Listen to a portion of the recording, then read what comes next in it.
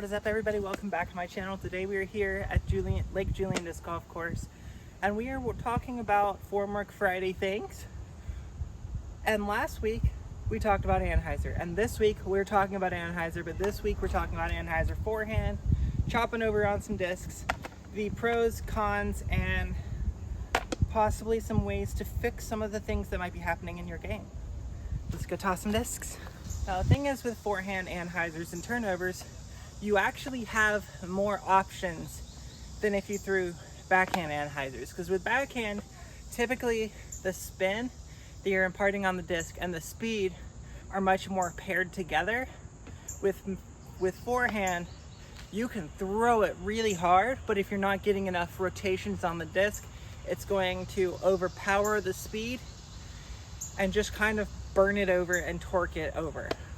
So you can get Anhyzers by throwing flippy discs. You can get Anhyzers by throwing neutral discs and giving them some turn. You can throw Anhyzers by throwing overstable discs and giving them some turn. You can throw Anhyzers by throwing slow discs and just throwing them really hard. Believe it or not, if you take a putter, an overstable putter, or even not overstable, just kind of neutral to stable, if you take one of those and rip on it as hard as you can on a forehand, typically it's going to turn and drift for you just a tiny bit.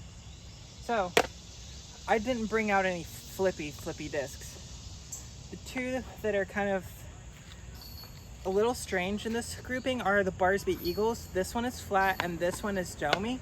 And so all I need to do is give this one flat to just the babiest of Anhyzers. It's going to turn and ride on that Anhyzer. Whereas this one, you have to throw it on a forced Anhyzer. But for this hole, we're going to throw the Mutant and a Pyro, my two forehand mid-ranges, and force the Anhyzer. Again, just like last time, just like with the backhand, you want to start higher and then finish lower, and that's going to keep the disc on the same plane coming out of your hand.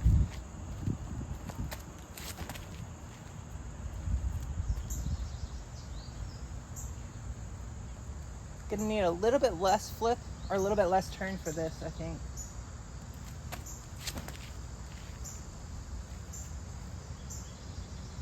Yeah, that one was that one more I just threw it flat and just kind of torqued it a little bit, which is something I've been doing for a really long time. So I'm very comfortable and very proficient at it. It's not good for the disc and it's not good for your form, but it's something I do. So maybe this is going to teach me to not do that anymore. Not throwing these on this hole, it's too short. As far as forehand turnovers go, most people find it easier to throw Anhyzers with a forehand than they do finding to throw Anhyzers with a backhand, because here you have to kind of lean back and bring it up and over across your body, whereas with a forehand, it's just like you're throwing, right? And just instead of throwing here, you're throwing here. So it's like a throw out to the side. It's almost, I mean, that's why they call it a sidearm. So it is a little bit easier. But the thing is, what you need to remember and what you need to focus on is follow through on the plane, right?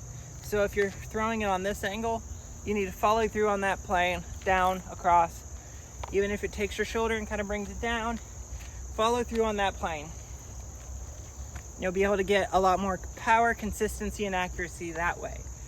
What a lot of people tend to do is they will do one of these where they reach back and then they change the plane in the middle of their throw, in the middle of their swing. And that's going to create a lot of different wobble and a lot of different tensions that you don't necessarily want if you want to go for distance. I'm going to throw the Pyro forehand up and over all of this. Try to bring it back into the basket. I'm gonna keep it on this. I need it about this angle. So I'm gonna reach back on this angle and follow through on this angle.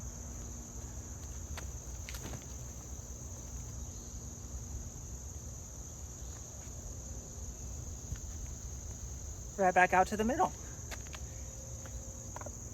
Now, the funny thing is, I can do almost the same exact shot with a more overstable disc, just by changing it from about this angle to more like this angle. So almost straight up and down, and I actually use this as a scramble shot when I'm stuck way back on one side of the fairway, or I need to go up and around a corner, but I have nowhere to swing this, I don't have enough airspace, I can throw this at the wall of trees, basically straight up and down, and that's going to turn itself off the wall of trees and then pan and keep gliding off to the left and kind of sit down nice.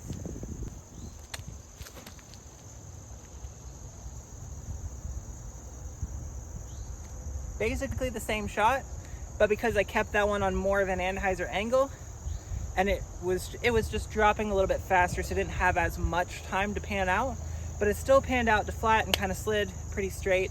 And the reason for that is it's a mutant. A mutant is a 5304, so that 04 is going to, as soon as it comes out of your hand, it's going to want to kind of start getting on that angle, but because it has a decent amount of glide, it's going to hold the panning Anhyzer until it fades, but when it does fade, it's going to fade pretty aggressively. So that's one disc I love because you can get some really aggressive flex shots with it. Something you're not going to be able to get with something with a little bit less dome or a little bit less glide.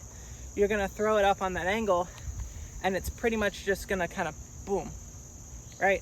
It's not going to have the airspace and hang time to come back on you.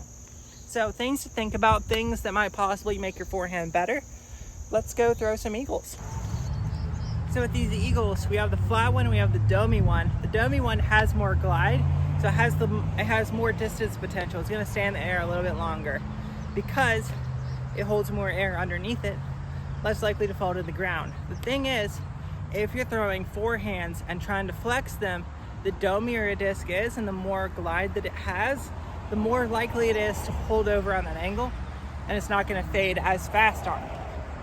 These are the same disc, the same mold, the same run, the same plastic. They have the same stamp on them. One is flat, one is domey. Backhand, they fly almost identical. Let's see what happens when you try to flex a forehand. We're going with the much lesser thrown forehand flex line down this right gap.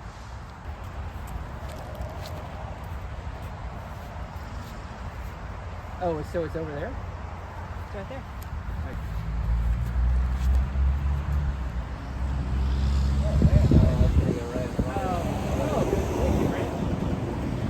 Way more Anhyzer on the first throw than the second throw, so you can kind of take your pick. A little bit more of a breeze here, so gonna go with the flat and then we're gonna go with the domey, and you'll get to see the difference when you put them on Anhyzer, how one kind of holds and then fights and the other one just kind of floats over. Where's the hole? That's like the perfect. Oh my goodness, what happened to that one?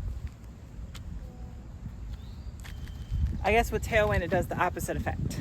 I hope some of this was helpful for you, and maybe it might help you to keep from wobbling those Anhyzer forehands as much, being able to control the angle a little bit better.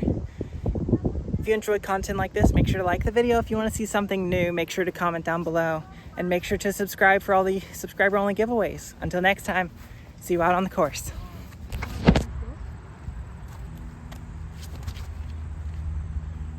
Stop. Oh my gosh, that's beautiful.